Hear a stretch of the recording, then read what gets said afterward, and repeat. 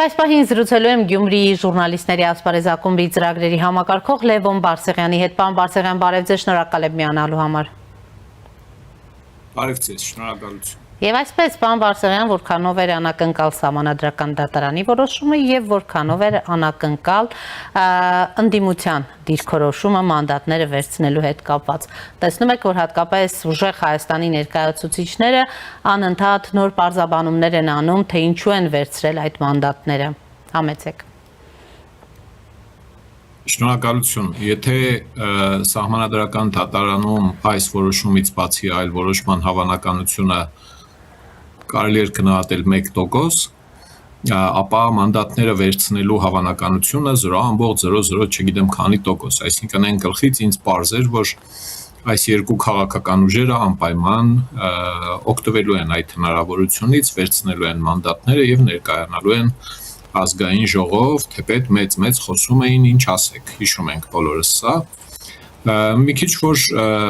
իրենք էլ ստապ դատեն, կնկատեն, որ դա իսկապես մեծ հաջողություն է, հատկապես ուժեղ Հայաստանի համար։ Կես տարի առաջ կուսակցություն ստեղծել, ահռելի քանակությամբ փող տնել տակը, օգտվել Մոսկվայի աջակցությունից եւ քաղաքացիական պայմանագրի հաշտությունից եւ հանդուրժողականությունից։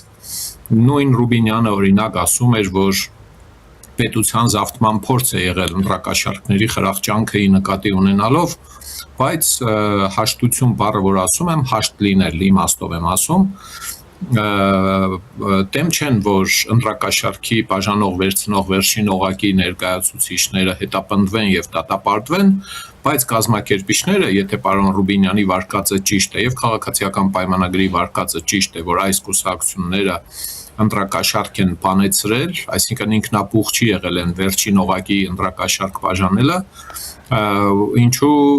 չուզեց վիճարկել Սահմանադրական դատարանում հենց քաղաքացիական պայմանագիր այս արդյունքները իմանալով, որ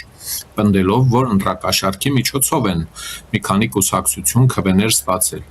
Եվ վերադառնալով են հիմնական մտքիս, ուժեղ Հայաստանի համար սա իսկապես քաղաքական տեսանկյունից մեծ հաջողություն է, այդ արհեստական նվնվոցները, փողոքները, դժգոհությունը, քայսինչ կեշ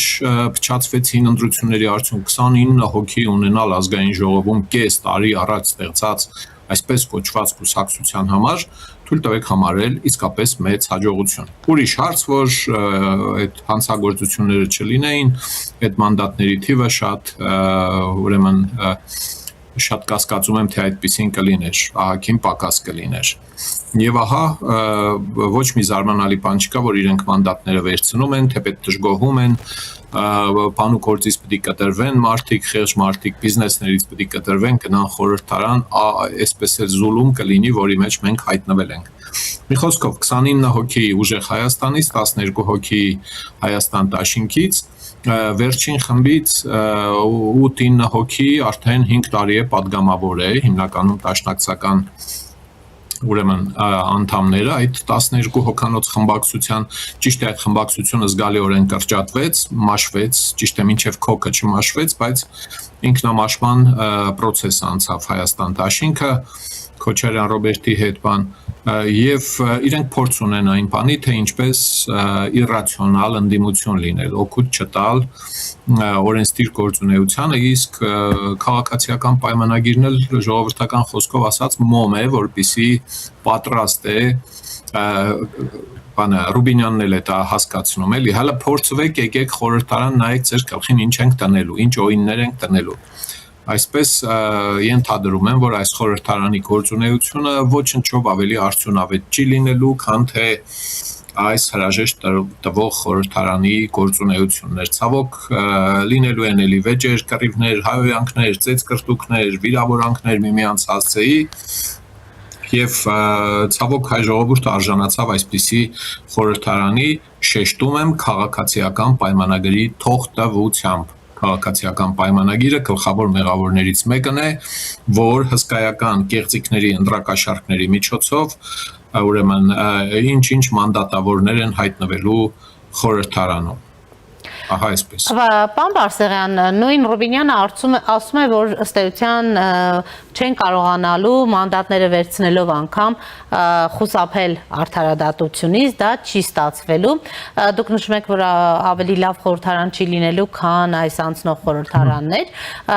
իսկ հնարավոր է, որ իսկապես որոշակի, ուրեմն այսպես նաև ռադիկալություն է դրսևորելու իշխանությունը, ինչու եմ սա ասում, որովհետև գիտեք վաղ առավոտից էլ օրինակ Գագիկ Ծառուկյանի տանը եւ ընկերություններում էին խուզարկություններ, փողերի լվացում եւ այլն, այս բոլոր process-ները եւ խոստումները նախընտրական քարոզարշավի ընթացքում եւ նաեւ դրանից հետո տարբեր շահսուլիցներին վարչապետը շարունակում է պնդել, որ ուրեմն այդ եռագլուխ ուժին, ինչպես ինքն է ասում, կարկառուն ներկայացուցիչներին ունեզրկելու է, բոմժ են դառնալու նրանք, Հայաստանից դուրս գալու անգամ որևէ հնարավորություն չեն ունենալու, երազելու են, բայց չի լինելու դա, այս գործողությունները տանում են արդյոք նրան, որ մտածի հասարակություն, իշխանությունը ավելի ռադիկալ է դառնում, թե ոչ։ Հասկանալի է, խոստումները ոմանց միամիտներին մտածել են տալիս, որ իշխանությունը արմատական շրջադարձ է կատարում դեպի արդարադատություն եւ այլն, ես այդպես չեմ մտածում, գուցե ես սխալվում եմ, ժամանակը ցույց կտա, ես հենվում եմ անցած 8 տարիների իշխանության անորոշ ուրեմն գործողությունների, ապացույցների վրա, զիգզագների վրա խոստանալ չանել, հետո սկսել արդարացումներ որոնել, մի խոսքով այս մասին շատ ենք խոսել։ Հիմա խորհրդարանում ուրեմն հայտնվածները նույնիսկ պատասխանատվությունից չեն խուսափի մտքի հետ կապված պարոն Ռուբինյանի եւ այլոց Բանն այն է, որ մենք գործ ունենք համամասնական ընտրակարգի, հմայքի եւ զվարճալիքների հետ։ Խոսքն ինչի մասին է։ Նախ եւ առաջ ընտրակաշարքով ձերբակալված մեղադրվող անձինք ինչ որ մի փուլում արդյոք ցուցանելու են, մատնացույց են անելու, վկայելու են, որ խորհրդարանում գտնվող այս պատգամավորներն են եղել կազմակերպիչները, հրահանգիչները եւ նրանք էլ պիտի մեղադրվեն։ Արդյոք, եթե այո,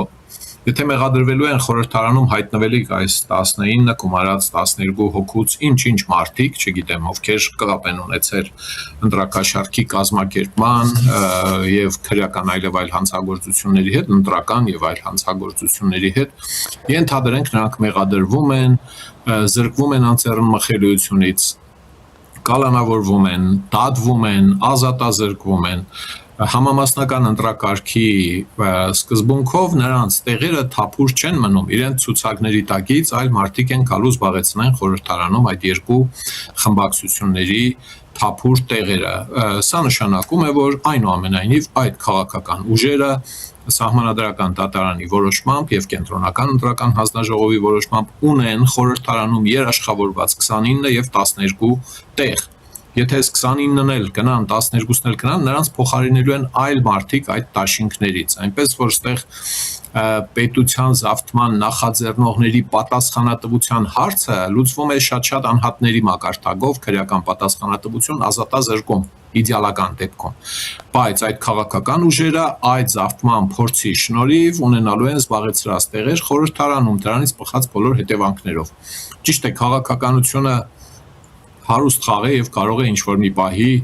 ինչ-որ խմբակցություն լուծարվել, կիսվել, 3 մաս դառնալ, ես իմ մարդիկ հեռանան դրանից միանան, ենթադրենք քաղաքացիական պայմանագրին եւ այլն, կարող են նման զարգացումներ լինեն, բայց ցավալի եւ շատ մեծ վնասով փաստը այն է, որ եթե ընտրակաշարքները ազդեցություն են ունեցել ինչ քաղաքական ուժերի հայտնվելու խորհրդարանում, ապա այդ տեղերը իրենք պահպանելու են ըստ էության 29 տարի։ Անհատները կարող են փոխվել, բայց խմբակցություններն իրենց պատգամավորական տեղերով պահպանվելու են։ Հիմա գալով խոստումներին, որ այս անգամ այլևս խուզարկում են, ձերբակալում են, չգիտեմ ինչ են անում, ես վախենամ իշխանությունը շատ է ուշացել հենց քրեատատավարական կանոնների տեսանկյունից, վաղեմության ժամկետներ ահռելի քանակությամբ կարող են վրա են եկել եւ այս խուզարկել, գտնել, ձերբակալել, այս հանգամանքները ըստ էության կարող են չաշխատել, որովհետեւ հենց վաղեմության ժամկետի վրա գալու բերումով ուրեմն քրեական գործերը կկասեցվեն, կախված իհարկե գործից, էլի նայած ինչ գործ է։ Եթե պետական դավաճանություն է բացահայտվում, հասկանալի է դա ուրիշ պատմություն է։ Ինչ-ինչ չարաշահումներ, բազմաթիվ այդպիսի օրինակներ կան, որ 8 տարվա ընթացքում պետական իշխանությունը հետաքննել է, բացահայտել է չարաշահում, բայց վաղեմության ժամկետին հղում անելով հետապնդումը դադարեցրել է։ Նոր քաղաքացիական հայցերով կամ դատախազության հայցերով փորձում են բան անել, հասցված վնասը վերականգնել։ Խոսքս դեռ ապօրինի գույքի վերադարձի մասին չէ։ Իսկ ապօրինի գույքի վերադարձի հետ կապված ես իմ 8 տարում չնչին ծավալ է պետությունը կարողացել վերադարձնել, ճիշտ է, ասում է, պնդում է, խոստանում է, որ վերադարձնելու է Կակիկ Ծառուկյանին վերագրվող ապօրինի գույքը 16 էջ է,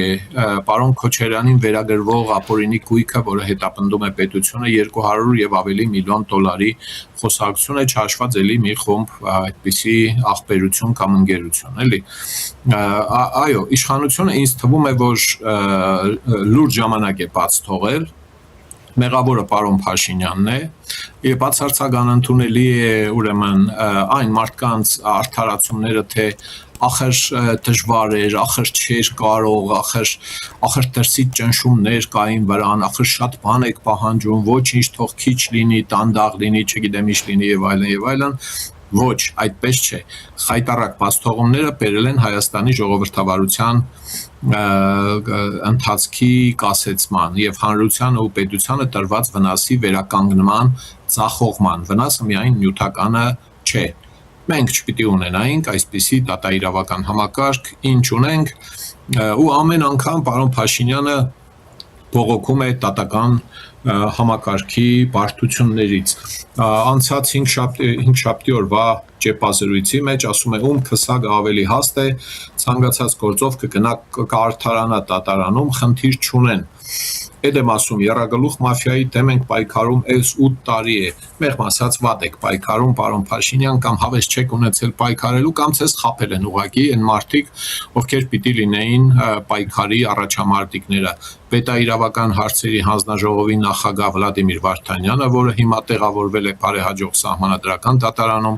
ձեր անցած 5 արդարադատության նախարարները եւ այլն։ Այս ամբողջը պիտի արվեր պատշաճ մարդավարի, որը դուք իմացել եք, որը դուք շեշտել եք 8 տարի առաջ, 7 տարի առաջ, 6 տարի առաջ եւ այլն, եւ իրական տեղաշարժեր չեք արել։ Մնում է ինչ անել, մնում է բողոքել եւ ընտրությունից ընտրություն խոստանալ, որ լինելու է բան։ Ոմանց կարող է թվալ, թե ես բանը թնդում եմ գույները, թնդացնում եմ, մքացնում եմ եւ այլն, բայց թե երևում է, չէ, մարդիկ ովքեր պիտի լինեին բանտերում չեն։ Կես տեղեկանքով առաջադրված նախագահ դարձած 2 անգամ Քոչարյան Ռոբերտը դրա համար դեռ պատասխանատվություն չի կրել։ Հիմա որ հանգարց չեն էլ նախաձեռնում է քրեական գործ, թե կես տեղեկանքը չի տարել կենտրոնական ընտրական հանձնաժողովի 98 եւ 2003 թվականներին դու ես տարել, չէ։ Դրա համար քրեական գործ պիտի բացվի, տվողիներ պիտի տանեն, ուրեմն տեղեկանքը հանձնաժողով ներկայացնողին էլ պիտի քրեական պատասխանատվության ենթարկեն։ Եթե բացեն,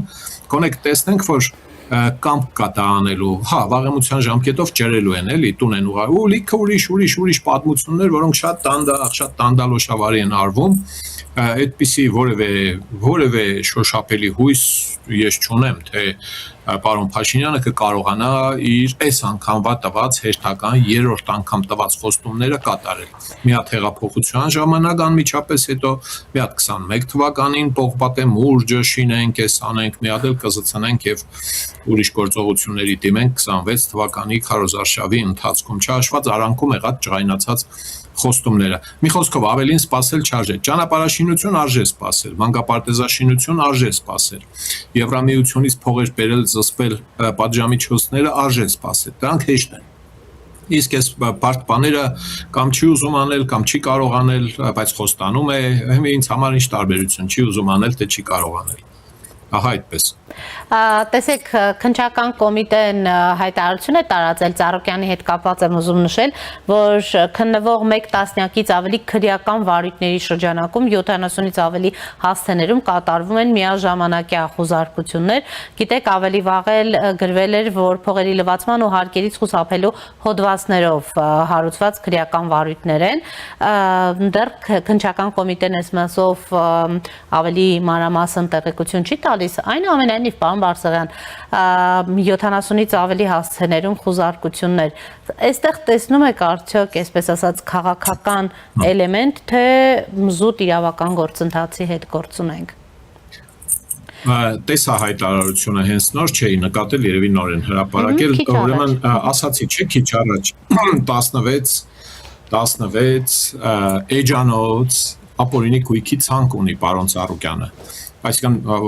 իր ցանքը օրինական է ինքը համարում, բայց պետությունը համարում է անօրինական, դե պարզ է 16 էջի մեջ 70 օբյեկտ ունենալը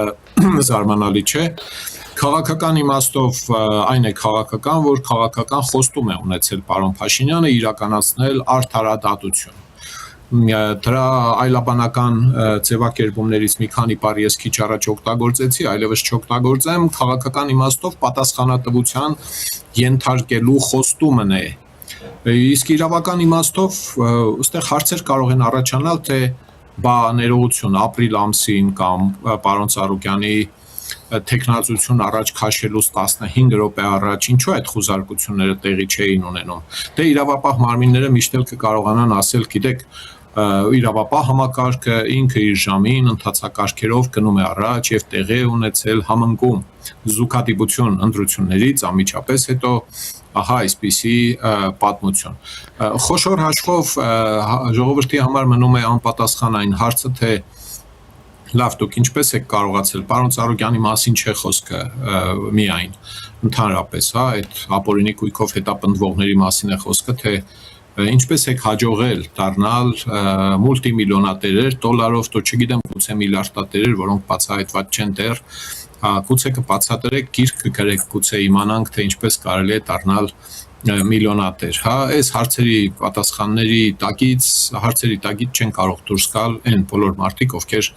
ապօրինի կուտակած գույք ունեն։ Իսկ գլխավոր քաղաքական հարցը այս պատմության մեջ այն է, թե ինչու իշխանությունը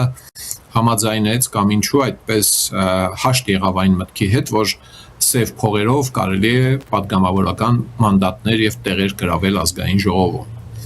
Ինչու չխափանեց այդ process-ը, ինչը վնասեց բազմաթիվ ուրիշ կուսակցությունների օրինական եւ բարեխիղճ առաջ խաղացմանը։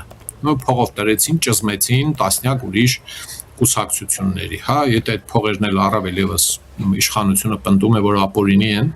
ստացվում է, որ իշխանությունը հաշտ է այն մտքի հետ, որ ապօրինի փողերը կարող են վերածվել մանդատների, մանդատավորում է տեղի ունենում, կապիտալիզացիա, այսպես ասած, հա, ահա այսպիսի հարաբերականորեն լեգիտիմ խորհրդարան։ Պարոն Բարսեղյան, բայց դուք տեսաք նաև ընտրություններից հետո, թե ինչ արագությամբ մի քանի օրենսդրական նախաձեռնություններ ընդունվեցին ընտրական օրենսգրքում փոփոխությունների մասին եմ ուզում խոսել մի դեպքում ընտրակաշառքի, մյուս դեպքում Հայաստանի քաղաքացիների ընտրելու իրավունքի հետ կապված, ովքեր կարող են ուրեմն այդ ընտրությունը կատարել։ Այս շտապողականությունը նախընտրական քարոզարշավի ամբողջ ընթացքում ու դեռ ամիսներ առաջ էլ չնկատվեց, բայց հիմա շտապողականություն է նկատվում։ Տեսակետ կա, որ հնարավոր է, որ այս ամենը արվում է, որովհետև այս խորհրդարանը կարճ կյանք կունենա, նոր ընտրությունների է պատրաստվում իշխանությունը եւ այլն։ Ձեր գնահատմամբ իսկապես այս փոփոխությունները իրենք էլ զգացին, որ հրամայական են, դրա համար այսպես շատ արագացված արտահերթ նիստով երկրորդ եւ ամբողջական ընթերցմամբ ընդունեցին։ Ուրեմն դեռ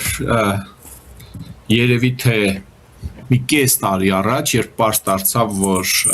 ուժեղ Հայաստանը մտնում է քաղաքականություն, ստեղծվում է եւ հունվարին, մոտավորապես հունվար-փետրվարին, ես արդեն գրեցի ու բազմիցս խոսել եմ այդ մասին, որ ընտրական տուրիզմ ամենայն հավանականությամբ տեղի կունենա,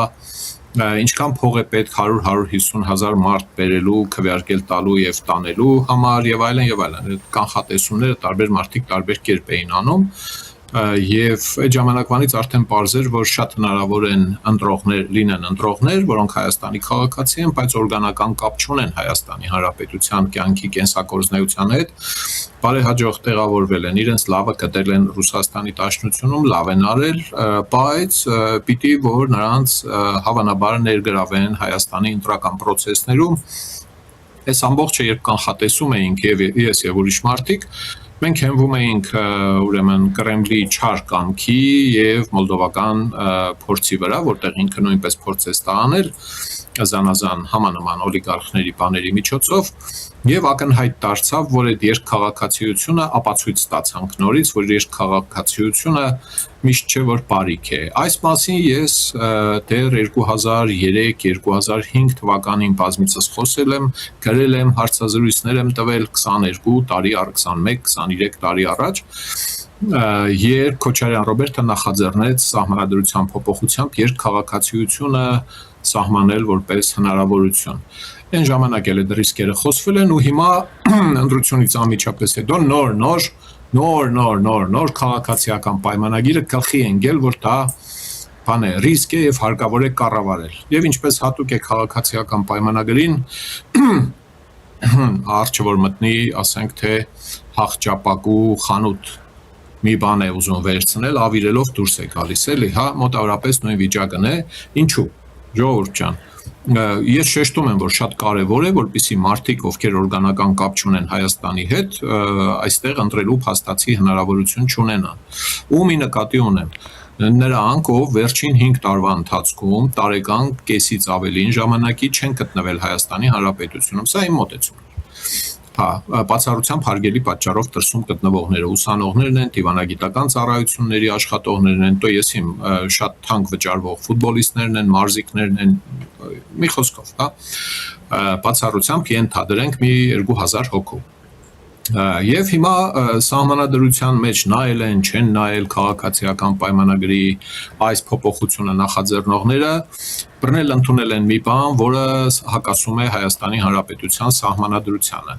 Եթե մարդիկ, ովքեր գոհ են այս տեսակ որոշումից, ասում են լավ դե հիմի սահմանադրություն է դե բանելի, ինչ իմաստ ունի այդպես խորանալ, շատ չարաչար սխալվում են, էլի։ Սահմանադրության մեջ ուրեմն գրված են բոլոր այն սահմանափակումները, որոնք կարող են ընտրական օրենսգրքի մեջ լինել, եւ ընտրական օրենսգրքի մեջ սահմանադրության միջի ընտրելու իրավունքի եւ ընտրվելու բնականաբար իրավունքի սահմանափակումները գրված են։ Հիմի ազգային ժողովը դրել է ընտրական օրենսգրքի մեջ փոփոխություն է կատարել, չի նայել, որ այդ փոփոխությունը չի պաշտպանված սահմանադրությամբ։ Մոտավորապես նույն հաջողությամբ կարող են դնել որոշել, որ օրինակ բարձրագույն կրթություն ունեցողներն ընտրելու իրավունք ունեն, որովհետև իրենք խելացի ընտրություն են կատարում, պայմանական բան եմ ասում։ Բայց այդ անդերը չկա սահմանադրության մեջ է գրած։ Սահմանադրության մեջ գրած է 18 տարին լրացած լինի, քաղաքացիություն ունենա, անկորձունակ ճանաչված չլինի դատարանի որոշմամբ եւ առանձնապես ծանր հանցագործությունների համար դատապարտված եւ պատիժը կրելիս չլինի։ Միայն այս սահմանափակումներն են։ Բա դրա վրա ինչու է լրացուցիչ սահմանափակումներ անում։ Կարող եք ասել Կարապետյան ազգանուն ունեցողները քվեարկելու իրավունք չունեն, Փաշինյան ազգանուն ունեցողները քվեարկելու իրավունք ունեն։ Սխալ է սա։ Մեկ, մյուսը ինչու են շտապել, չեմ կարող ասել։ Արտահերթ ընտրության հետ կապված շտապել, հիմա ինչ որ մեկը վերցնի բանանի, վիճարկի այս օրենքի փոփոխությունը սահմանադրական դատարանում, չգիտեմ, այս քաղաքական ուժերը կսկսեն այդ թեմայով բացի հարցազրույցներ տալը, դե ես հարցազրույց եմ տալիս, ասենք, կարծիք եմ հայտնում, հա, բայց նրանք քաղաքական ուժեր են եւ այլն, դատարան դիմելու են սահմանադրական, որպեսզի վերացնեն սահմանադրությանը հակասող փոփոխությունը ընտրական օրենսգրքից։ Ահա սա խնդիր է, նաև իհարկե կասկածներ են լսվում, թե սահմանադրության հնարավոր նոր հանրաքվեի համար է սա արվում, բայց բան է էլի, այնուամենայնիվ այսպես թե այնպես ինչ նպատակ էլ ունենա չի արդարացվում նման բանը։ Ով է եղել խորհրդատուները, ինչու են որոշել, ազգային ժողովում չկան արդյոք իրավաբան փորձագետներ, այդ մարդկանց կարծիքները հաշվի առնվում է, չի առնվում, վերջը բան չէ, ասի 8 տարվա իշխանություն է, կոնե միշներդ կլիներ, չէ, իրավունքից, օրենքից հասկացող մարդ, որոնք կասեին, որ դա հակասահմանադրական է, նման բան մի արեք։ Այն կարևոր բաները ժամանակին չեք արել, հիմի տալիս խփում ավիրում ջարդում եք ու խաղքու խայտարակ եք լինում աշխարհով մեկ։ շատ վատ բան է, երբ Հայաստանում չապրած մարդը գալիս է այստեղ իշխանություն է ընտրում, գնալիս է ասում է ինձ ինչ թե ինչ է լինելու։ Ջանդամ թե այստեղ չի խառնվելու իրադրությունը։ Այդ մարդիկ պիտի չունենան այդ իրավունքը, բայց դա արվի օրինական ճանապարհով, էլի։ Էս է ասածս։ Շնորհակալ եմ, պարոն Բարսեղյան։ Շնորհակալություն։ Զրուցում էի Գյումրիի ժուրնալիստների ասպարեզ ակումբի ծրագրերի համակարգող Լևոն Բարսեղյանի հետ։